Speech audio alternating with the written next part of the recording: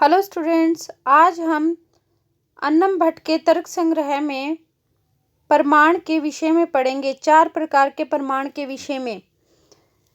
पहला है प्रत्यक्ष प्रमाण, दूसरा है अनुमान प्रमाण, तीसरा है उपमान प्रमाण और चौथा है शब्द प्रमाण या आप्त प्रमाण। बच्चों, आज हम आप्त प्रमाण यानी कि शब्द प्रमाण के विषय में चर्चा करेंगे, जो कि हमारा चौथे नंबर का प्रमाण है, शब्द प्रमाण।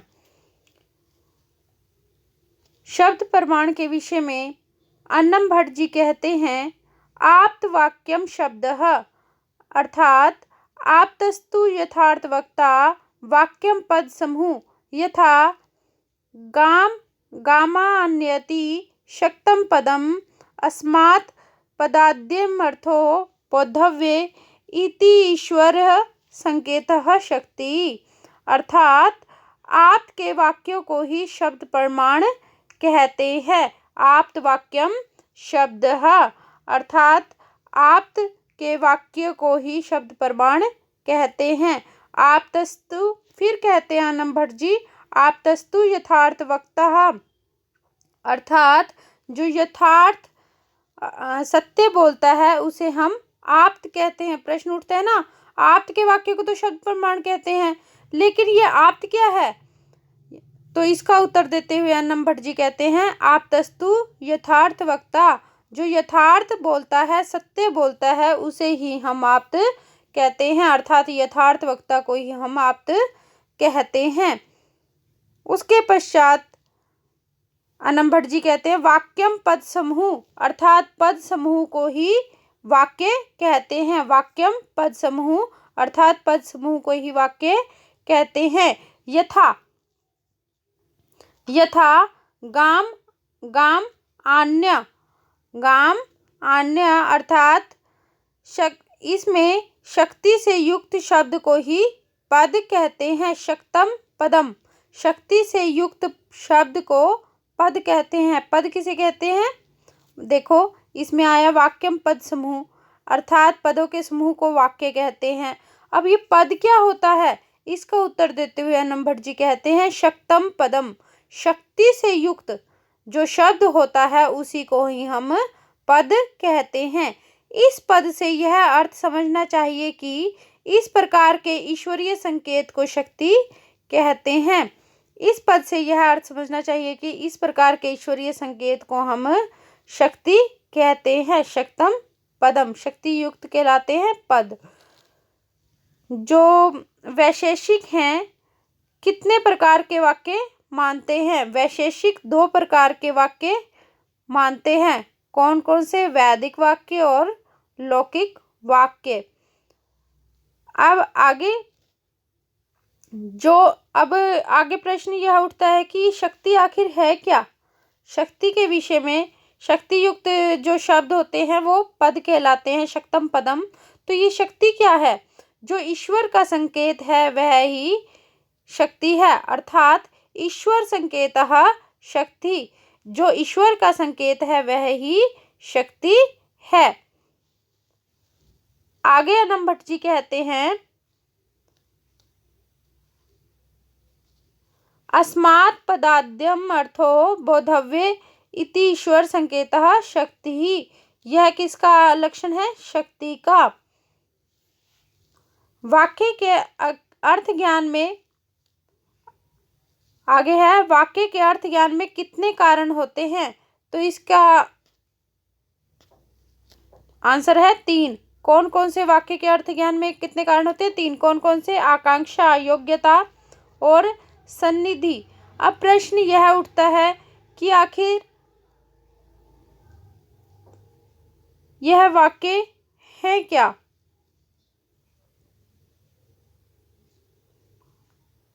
आखिर यह वाक्य है क्या? आकांक्षा, योग्यता, सन्निधि वाक्यार्थ ज्ञान हेतु। आकांक्षा, योग्यता और सन्निधि यह वाक्यार्थ ज्ञान में कारण है। वाक्य के अर्थ ज्ञान में कारण कितने हैं? 3। कौन कौन से? आकांक्षा, योग्यता और सन्निधि। आकांक्षा, प्रश्न यह उठता है कि आकांक्षा क्या है? तो इसका उत्तर देते हुए अन्नम भट्ट जी कहते हैं, पदस्य पदांतर व्यतिरेक प्रयुक्त अन्वय अनुभाव भावक्तवम आकांक्षा। यह परिभाषा किसकी है?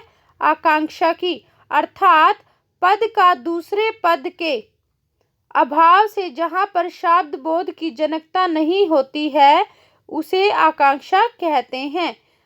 पद दोबारा सुनिए, पद का दूसरे पद के अभाव से जहाँ पर शब्द बोध की जनकता नहीं होती उसे हम आकांक्षा कहते हैं। आकांक्षा आदि रहितम वाक्यम प्रमाणम। अर्थात आकांक्षा आदि से रहित वाक्य को हम प्रमाण नहीं कह सकते। आकांक्षा आदि रहितम वाक्यम प्रमाणम। अर्थात आकांक्षा आदि से जो रहित वाक्य होते हैं उसको हम प्रमाण नहीं मान सकते। यथा गौरश्व पुरुषो हस्तिति न प्रमाणकम आकांक्षा विरेहत। अर्थात जैसे घोड़ा गो अश्व अर्थात गो घोड़ा पुरुषो और पुरुष हस्तिति हाथी न प्रमाणम आकांक्षा विरेहत। ये पद समूह तो हैं परंतु इनमें परस्पर आकांक्षा नहीं है, अतः ये प्रमाण नहीं है। जैसे गो अश्व अर्थात घोड़ा, पुरुषो पुरुष, हस्तिति हाथी, ये पद समूह तो हैं किंतु इसमें परस्पर आकांक्षा नहीं है। आकांक्षा न होने के कारण आकांक्षा नहीं है तो ये प्रमाण भी नहीं है। आगे है हमारा वाक्य के अर्थ ज्ञान में दूसरा जो कारण है वो क्या है? योग्यता। तो योग्यता की परिभाषा अन्नम भट्ट जी इस प्रकार देते हैं। अर्थाबाधो योग्यता। अर्थात अर्थ के बाद के अभाव को योग्यता कहते हैं। यथा अग्निना सिंचिदिति न प्रमाणम योग्यता विरहात। जैसे आग से सींचता है, इस वाक्य में योग्यता न होने के कारण प्रमाण नहीं माना जा सकता। यथा अग्निना सिंचित इति न प्रमाणम योग्यता विरेहात। जैसे आग से सींचता है, इस वाक्य में योग्यता न होने के कारण प्रमाण नहीं माना जा सकता। इस वाक्य में कोई योग्यता ही नहीं है। आग से कभी सिंचाई होती है? अग्नि से कभी सिंचाई होती है? नहीं। तो इस वाक्य में योग्यता ही नहीं है। योग्यता न होने के कारण इसे हम प्रमाण नहीं मान सकते। फिर वाक्य के अर्थ ज्ञान में जो तीसरा कारण है, वाक्य के अर्थ ज्ञान में 3 कारण हैं। कौन कौन से? आकांक्षा, योग्यता और सनिधि। आकांक्षा, योग्यता और सनिधि। और वाक्य किसे कहते हैं? पदों के समूह को वाक्य कहते हैं। वाक्यम पद समूह। पदों के समूह को वाक्य कहते हैं। और वाक्य के अर्थ ज्ञान में कितने कारण हैं? 3। कौन कौन से? आकांक्षा, योग्यता और सनिधि। आकांक्षा की हमने परिभाषा पढ़ चुके हैं। पदस्य पदांतर व्यतिरेक प्रयुक्त अन्वय अनुभावक्तम आकांक्षा। और योग्यता की भी हम परिभाषा कर चुके हैं। अर्थाबाधो योग्यता। यथा अग्निना सिंचिति न प्रमाणम योग्यता विरेहात। अर्थात अग्नि से सींचता है, यह इस वाक्य में योग्यता का अभाव होने के कारण इसे प्रमाण नहीं माना जा सकता। वाक्य के अर्थ ज्ञान में तीसरा कारण है सनिधि। सनिधि की परिभाषा देते हुए अन्नम भट्ट जी कहते हैं, पदानाम विलंबेन उच्चारणम सनिधि यथा प्रहरे प्रहरे सोहोच्चरितानि गामान्यत्यादि पदान्य प्रमाणम सानिध्याभावात्। अर्थात पदों के विलंब के बिना ही उच्चारण को हम सनिधि कहते हैं।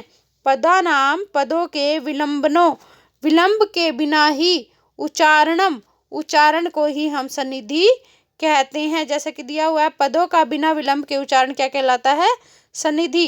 अर्थ में बाधा का जो अभाव होता है वो क्या कहलाता है? योग्यता। योग्यता क्या कहलाती है? अर्थाबाधो योग्यता। अर्थाबाधो योग्यता। अर्थात अर्थ के बाद के अभाव को योग्यता कहते हैं। आगे है हमारा वाक्य के कितने प्रकार होते हैं। सबसे पहले आपको याद है वाक्य किसे कहते हैं? वाक्यम पद समूह, पदों के समूह को ही वाक्य कहते हैं। और वाक्यार्थ वाक्य के अर्थ ज्ञान के 3 कारण हैं: योग्यता, सनिधि, आकांक्षा, योग्यता और सनिधि। हमने इनके विषय में पढ़ लिया। सनिधि के विषय में हमने पढ़ा पदों के विलंब के बिना ही उच्चारण को हम सनिधि कहते हैं। यथा प्रहरे प्रहरे सोह चरितानाम गामान्यति पदान्य प्रमाणम सनिध्या भावात। जैसे अलग अलग समय एक साथ उच्चारण ना किए जाने वाले पद भी प्रमाण नहीं होते, क्योंकि उनमें सानिध्य ही नहीं होता। जैसे एक प्रहर गाम, दूसरे प्रहर आने का उच्चारण होने पर वह शब्द प्रमाण नहीं माना जा सकता। जैसे गाम आने एक वाक्य है, गांव गाय को लेकर आओ, तो इसमें पहले हम गाम शब्द का उच्चारण करते हैं और उसके 5 मिनट के पश्चात हम कहते हैं आने का उच्चारण करते हैं, तो इसे भी शब्द प्रमाण नहीं माना जा सकता, क्योंकि यह वाक्य में इसका कुछ होगा ही नहीं। और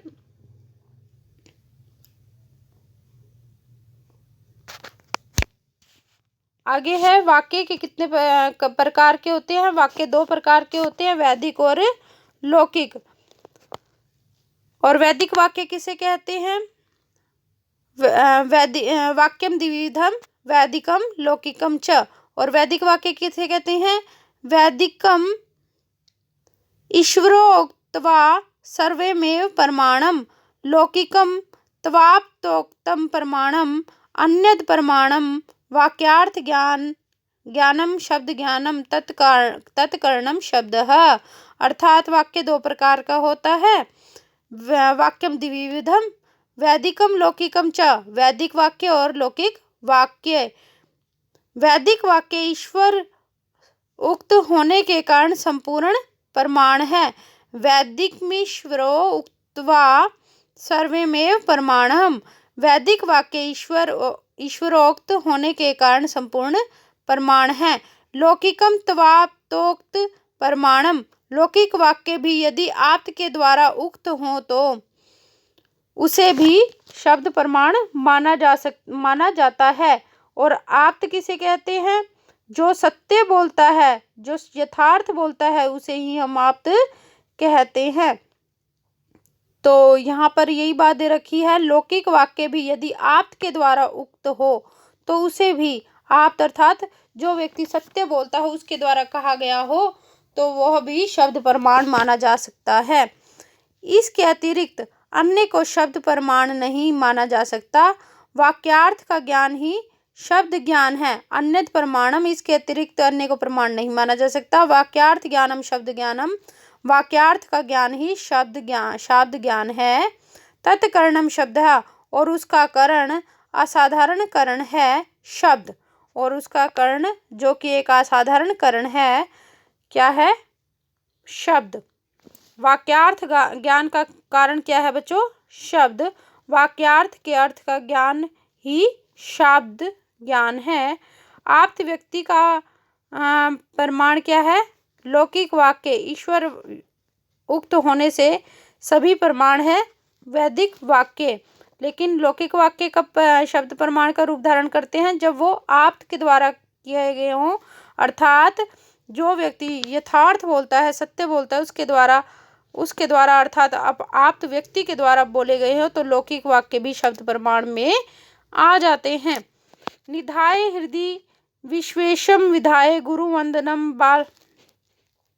बालानाम सुख बुधाय क्रियते तर्क संग्रह। यह तर्क संग्रह का मंगलाचरण है, जो कि मैंने फर्स्ट वीडियो में आपको करवा दिया था।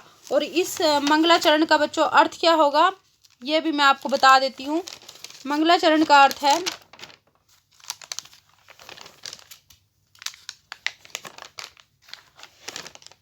इस मंगलाचरण का अर्थ है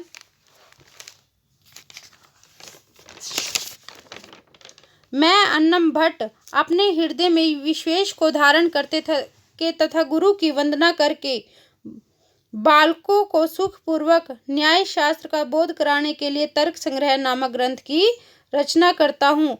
निधाय हृदि विश्वेशम विधाय गुरुवंदनम बालानाम सुखबोधाय क्रियते तर्क संग्रह। अर्थात मैं अन्नम भट्ट अपने हृदय में विश्वेश को धारण करके तथा गुरु की वंदना करके बालकों को सुखपूर्वक न्याय शास्त्र का बोध कराने के लिए तर्क संग्रह नामक ग्रंथ की रचना करता हूँ। इस प्रकार बच्चों हमने शब्द प्रमाण के विषय में पढ़ चुके